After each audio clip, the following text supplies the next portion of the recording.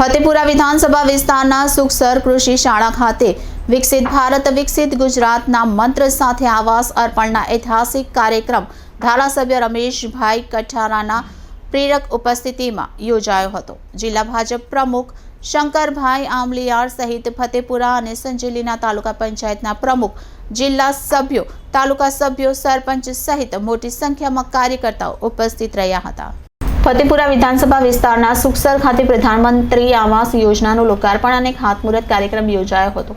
દેશના યશસ્વી વડાપ્રધાન નરેન્દ્રભાઈ મોદીના વરદ હસ્તે વર્ચ્યુઅલ માધ્યમથી કાર્યક્રમ યોજાયો હતો। ફતેપુરા વિધાનસભાના સુખસર ખાતે ધારાસભ્ય રમેશભાઈ કટારાના અધ્યક્ષ સ્થાને કાર્યક્રમ યોજાયો હતો, જેમાં જિલ્લા ભાજપ પ્રમુખ શંકરભાઈ અમલિયાર, તાલુકા પંચાયત પ્રમુખ ભરતભાઈ પારગી, અરુણાબેન પલાસ, જિલ્લા સભ્યો, તાલુકા સભ્ય, સરપંચ, આગેવાન, કાર્યકર્તા તેમજ મોટી સંખ્યામાં લાભાર્થીઓ ઉપસ્થિત રહ્યા હતા।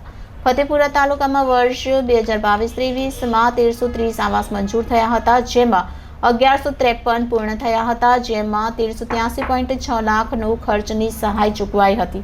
ધારાસભ્ય રમેશભાઈ કટારા સંગીત પ્રવચનમાં જય શ્રી રામના નારા સાથે જણાવ્યું હતું કે રામ ભગવાનને પણ તેમનું મકાન મળી ગયું છે, ભવ્ય રામ મંદિર બની ગયું છે અને ફતેપુરા વિધાનસભાની જરૂરિયાતમંદ તમામ પ્રજાને ઘરનું ઘર આવાસ મળશે। ગુજરાત દેશનું સર્વોચ્ચ મોડલ બની રહ્યું છે અને જેનો શ્રેય આપણા વડાપ્રધાન નરેન્દ્ર મોદીના ફાળે જાય છે। રાજ્ય સરકાર અને કેન્દ્ર સરકારની વિવિધ યોજનાઓની માહિતી આપવામાં આવી હતી। જિલ્લા ભાજપ પ્રમુખ શંકરભાઈ અમલિયારે પણ કાર્યક્રમ અંતર્ગત પ્રાસંગિક પ્રવચન આપ્યું હતું। ફતેપુરા અને સંજેલી તાલુકાના લાભાર્થીઓને આવાસની ચાવી અર્પણ કરવામાં આવી હતી, તેમજ લાભાર્થીઓને સહાયનું વિતરણ કરવામાં આવ્યું હતું।